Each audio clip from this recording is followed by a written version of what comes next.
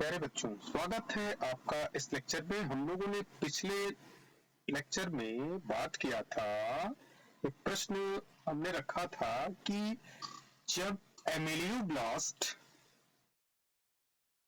Ectodermal origin की होती है, यानी कि दांत, हमारे टीथ की ओरिजिन एक्टोडर्मल होती है, तो फिर क्वेश्चंस हम लोगों ने क्या रखा था, एक्टोमीजोडर्मल ओरिजिन दांत की ओरिजिन क्यों कही जाती है। तो प्यारे बच्चों, इसे हम ऐसे समझें, हमने पिछले लेक्चर में यह बताया था कि जो हमारे बॉडी का हार्ड सब्सटेंस होता है इनेमल, यह इनेमल एक्टोडर्मल ओरिजिन का होता है, यानी इसकी ओरिजिन क्या होती है, एक्टोडर्मल। मैंने बताया था, एक्टोडर्म कह लीजिए। पुनः इसे बनाता कौन है, तो हमने यह जाना कि इसे कौन बना रहा था, तो एमिलियोब्लास्ट, यानी एमिलियोब्लास्ट इसे क्या कर रही थी, बना रही थी। तो एक्टोडर्मल इनेमल की ओरिजिन और एमिलियोब्लास्ट इसको क्या कर रही थी, बना रही थी। किसको बना रही थी, यानी कि एक्टोडर्म से यह इमिलियोब्लास्ट आया और इमिलियोब्लास्ट ने क्या किया, इनेमल को बना दिया, और यह पूरा इनेमल हमारा दांत निकलने से पहले ही बन जाता है, ये मैंने बताया था। तथा फिर दांत जीवन काल में इनेमल को नहीं बना सकता, क्योंकि हमने बताया था कि एक्टोडर्म एमिलियोब्लास्ट को बनाता है और दांत पूरा आने के पहले ही इनेमल को यह बना देता है और पुनः यह नष्ट हो जाता है, यानी बनाने के बाद यह क्या होता है, यह नष्ट हो जाता है। अब जब यह नष्ट होता है तो फिर अगले चौथे माह में, यानी कि उस बालक के 4th मंथ में क्या होता है, जैसे ही यह नष्ट होता है, देखिए इसको चित्र के माध्यम से हम समझने का प्रयास करें।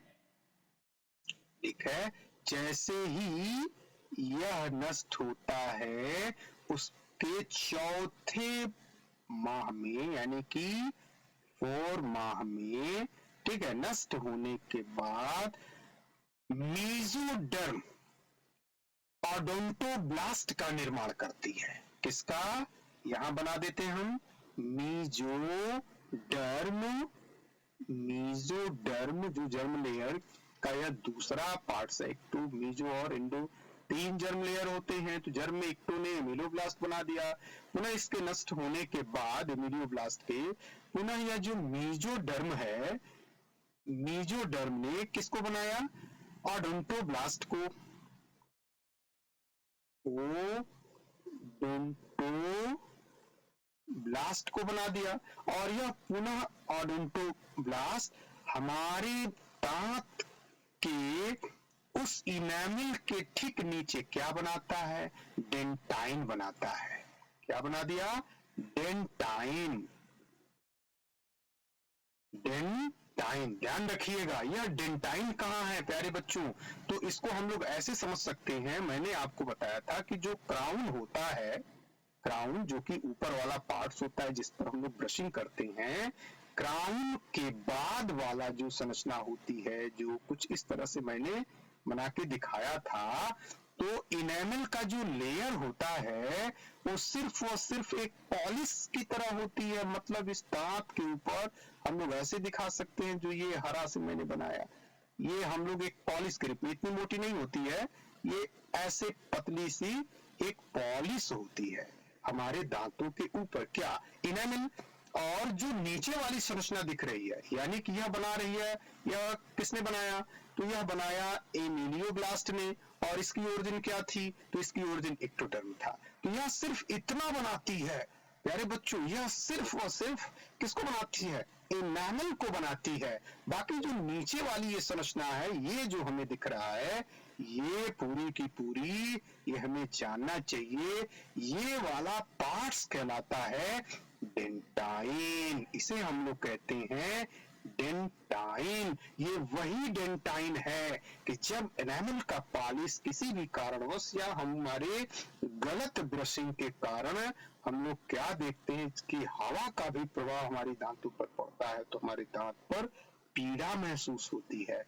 तो यही डेंटाइन के कारण ही महसूस होती है प्यारे बच्चों। तो ये जो डेंटाइन है, यह डेंटाइन किसने बनाया? तो ओडोंटोब्लास्ट ने, यानी कि इक्टोब्लास्ट ने एमिलियोब्लास्ट बनाया, एमिलियोब्लास्ट ने एनामल का निर्माण कर दिया, फिर ये नष्ट हो गया। पुनः फोर्थ मंथ में, बालक के फोर्थ मंथ वाले स्टेज में क्या हुआ? पुनः मीसोडर्म के जरिए ओडोंटोब्लास्ट का क्या हो रहा? निर्माण हो रहा है। और यह ओडोंटोब्लास्ट क्या बना रहा है?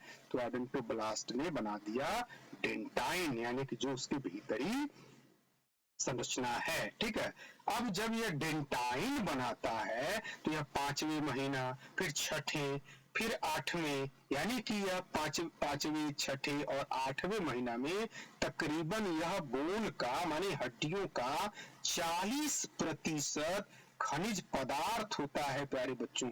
तो ध्यान दीजिएगा, यहाँ पे इक्टोडर्म ने अपना पहले काम कर दिया, एमिलियोब्लास्ट को बनाया, जिसके कारण यह दांत के ऊपर इनेमल आया, और पुनः इसके हटने के बाद यह मीजोडर्म आकर के डेंटाइन को बना देता है।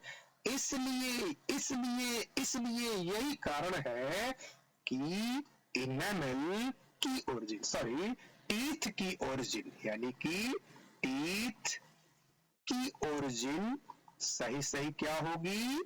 मीजो इक्टोमीजोडर्म, यानी कि इक्टो, पहले इक्टो हो रही है, फिर डर्मल। तो प्यारे बच्चों, यह सही आंसर टीथ की ओरिजिन का होगा। तो अब मैं अगले लेक्चर में हम लोग इस डेंटाइन के बारे में बात करने वाले हैं। तब तक के लिए धन्यवाद।